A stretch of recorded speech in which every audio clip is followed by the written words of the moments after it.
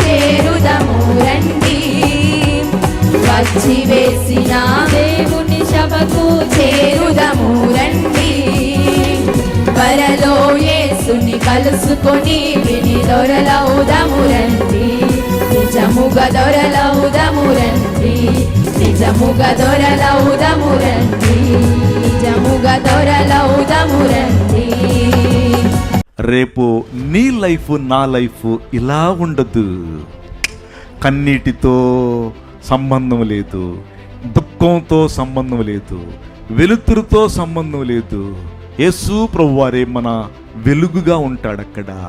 ఇక్కడ పొద్దున్న లేక సాయంత్రం కష్టపడాల్సిన పని ఉండదు. అక్కడ కష్టపడాల్సిన పని లేదు, కన్నీటితో పని లేదు, బాధలతో పని లేదు, దుఃఖంతో పని లేదు. నాన్న, నీ కష్టాలన్నీ మాయమైపోయేటువంటి గడియ రెండవ రాకడ, మధ్యాకాశంలో గడియ. You will see face to face your lord and god and bride of పెండ్లి కుమారుడు, బ్రైడ్ ఆఫ్ మ్యారేజ్. పెండ్లి కుమారుని అక్కడ ఫేస్ టు ఫేస్ కలుసుకుంటావు. అది మధ్యాకాశంలో life. That is the good life God will give to you tonight. ఎవరు సిద్ధపడతారో వారు ఎత్తబడే గుంపులో ఉంటాం. ఈ లోకం మనకు శాశ్వతం కాదు. ప్రతి మానవుడి కొరకు యేసయ్య భూలోకానికి వచ్చి మన కొరకు తన ప్రాణాన్ని పెట్టాడు. ఆయన అన్నాడు, నేను పరలోకం వెళ్తున్నాను, మరలా వస్తాను, మిమ్మల్ని తీసుకెళ్తాను, మీరు సిద్ధంగా ఉండండి అన్నాడు. దేవుని సన్నిధిలో దేవుడి బిడ్డలమైన మనం ఎవరు సిద్ధపడతారో వారు ఎత్తబడే గుంపులో ఉంటారని నేను హెచ్చరికగా ఎదుటి 4 మాటలు చెప్తున్నాను ప్రియులారా. ముఖ్యమైన రాకడలు ప్రాముఖ్యంగా ఒక 7 కనపడుతున్నాయి. అందులో 2 అతి ప్రాముఖ్యంగా కనపడుతున్నాయి. మీకు తెలుసు, నేను అక్కడక్కడ మాట జ్ఞాపకం చేస్తాను. యేసు ప్రభు యొక్క మొదటి రాకడ అని మనం పిలుచుకుంటున్నామే. ఆ రాకడ ఎందుకు మొదటిది అయిందంటే అది చాలా ప్రాముఖ్యమైన రాకడ. ఆ రాకడలో దేవాది దేవుడు నరుడై భూమి మీదకి వచ్చారు.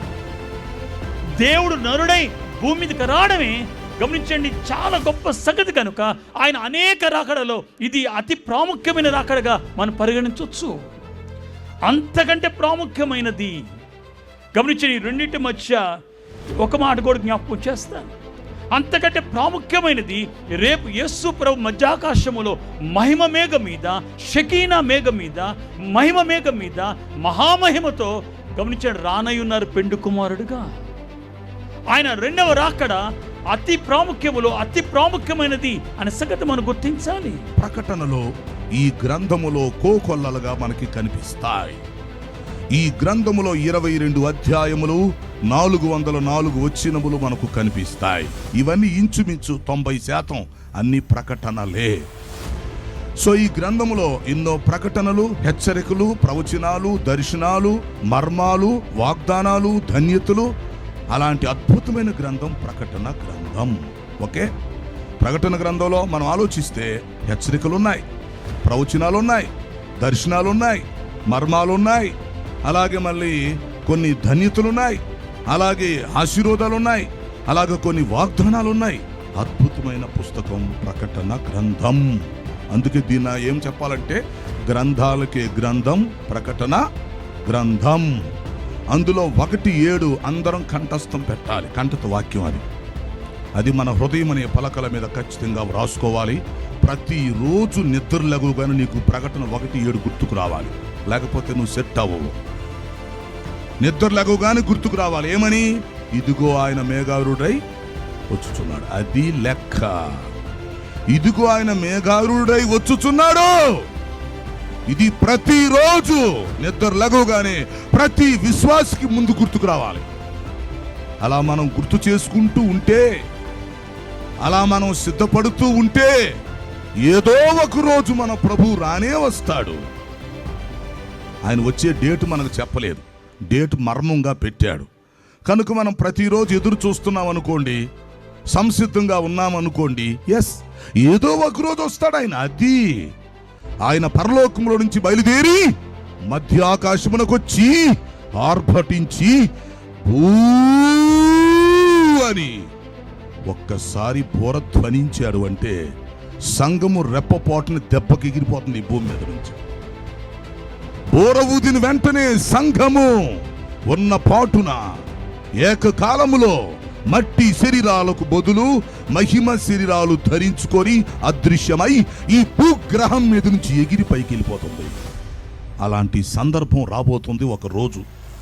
సో దానికోసం మనం ఎదురు చూస్తున్నాం ప్రస్తుతం. అది యేసుక్రీస్తు వారు మొదటి రాకల్లో వచ్చి వెళ్ళిపోయారు.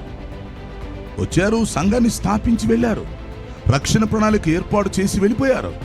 ఇప్పుడు రెండవ రాకల్లో వస్తారు, రహస్య రాకల్లో ముందొచ్చి బోర ఊదుతారు, సంఘాన్ని తీసుకుని వెళ్ళిపోతారు. పిల్లరా, యేసు ప్రభు యొక్క రాకడ అతి సమీపంగా ఉంది. మనందరము కూడా ఎదురు చూచి దేని కొరకయ్యా అంటే వచ్చిచున్నటువంటి ప్రభు కొరకు మనము ఎదురు చూచే వారమై ఉన్నాం. అదే సమయంలో వచ్చినటువంటి ప్రభు మనలను తనతో పాటు తోడుకుని వెళ్ళేవారైంటే విడువబడినటువంటి వారికి మహాశ్రమ, అలానే దేవుని ఉగ్రత పాలయ్యేటువంటి వారై ఉంటారని దేవుని వాక్యాన్ని బట్టి మనం చూడగలుగుతూ ఉంటాం. పిల్లల కన్వెన్షన్ కీర్తనలో మనందరం పాడుకుంటాం తరచుగా, ఎత్తబడిన వారికి 7 ఏండ్ల విందు, మిగిలి ఉన్న వారికి 7 ఏండ్ల శ్రమలు. ఎత్తబడిన వారికి 7 ఏండ్ల విందు, మిగిలి ఉన్న వారికి 7 ఏండ్ల శ్రమలు. ప్రకటన గ్రంథములో వివరముగా ఉన్నది, ప్రకటన గ్రంథములో వివరముగా ఉన్నది. విసుగక వసుదయందు వినగరండో, ప్రభుని రాకడా సంగారోహణ త్వరలో జరుగునని ప్రభువు పల్కే. ప్రభుని రాకడా. ఎత్తబడిన వారికేమో 7 ఏండ్ల విందు, మిగిలిన వారికి ఏంటి చెప్పండి? 7 ఏండ్ల శ్రమ. యేసు ప్రభు వచ్చే సమయమందు ఏం జరుగుతుందో మరి మనం విందాం. యేసు మహిమ మేఘమెక్కి వచ్చును, రాక కొరకు చూచిన వారి కొంచిపోవు. రాకకు పూర్వము లోకాన గురుతులు నెరవేరే రావచ్చు నేడే యేసు. భూకంపములు, భిన్న బోధలు, యుద్ధాలు, వ్యాధులు, కరువులు, భయము భయము. ఇట్టి గురుతులు చూడ యేసు రెండవ మారు వచ్చు కాలం విదే వచ్చెనిప్పుడు. మిగతా జనులకు హింసలు మిక్కుటముగా కలుగు కావున కొందరు తెలివి నొంది మారి వేరొక మోక్షంబు చేరుకొంద్రు. వారి యొద్దను క్రీస్తు నివాసముండు. వెలిగించబడిన నీవు ఇప్పుడు అనేకులను వెలిగించాలి. 1972వ సంవత్సరం గుర్తుపెట్టుకోండి. 1972వ సంవత్సరం నా ప్రియమైన దేవుని బిడ్డలారా, డిసెంబర్ నెల 22వ తారీఖున అమ్మగారు రక్షించబడ్డారు. 24వ తారీఖున ఒప్పుడారా ఫాదర్ దేవదాస్ అయ్య గారు బయలుపరిచిన బైబిల్ మిషన్ సంఘానికి వెళ్ళి 3వ రోజు నాడు బాప్తీసం పొందారు.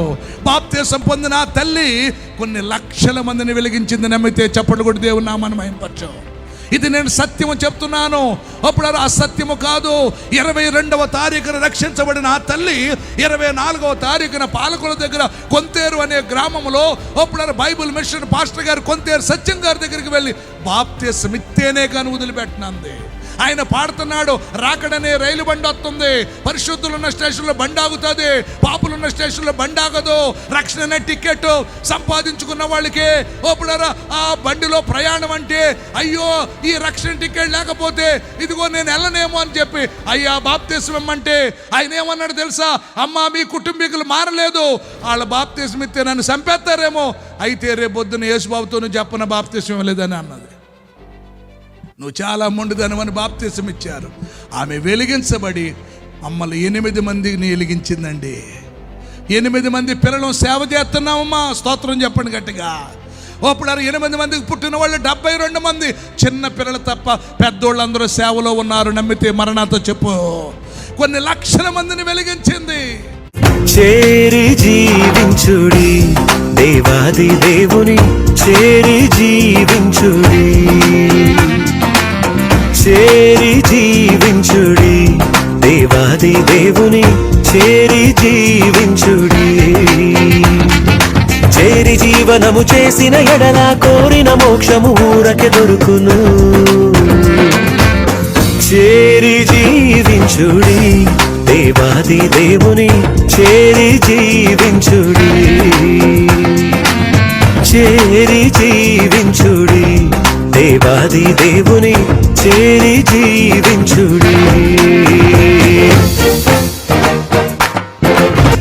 డాక్టర్ బిఆర్ అంబేద్కర్ కోనసీమ జిల్లా ఆలమూరు మండలం చింతలూరులోని రూపాంతర దేవాలయం బైబిల్ మిషన్ ఏర్పాటు చేసిన 3 రోజుల మరణాత మహోత్సవాలు అత్యంత వైభవంగా ముగిశాయి.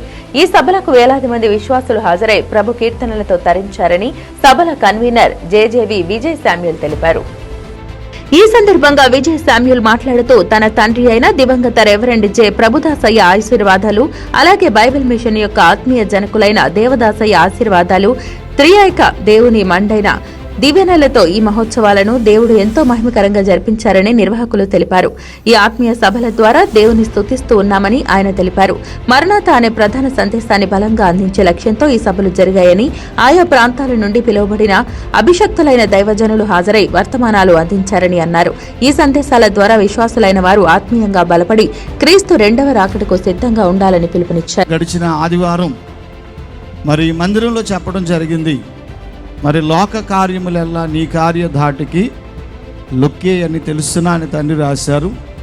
లోకములో ఎన్నో కార్యాలు జరుగుతూ ఉంటాయి. అయితే ఆ కార్యములకు దైవ కార్యమునకు మరి ఖచ్చితమైన వ్యత్యాసం లేకపోతే మరి దానికి తేడా ఉండదు.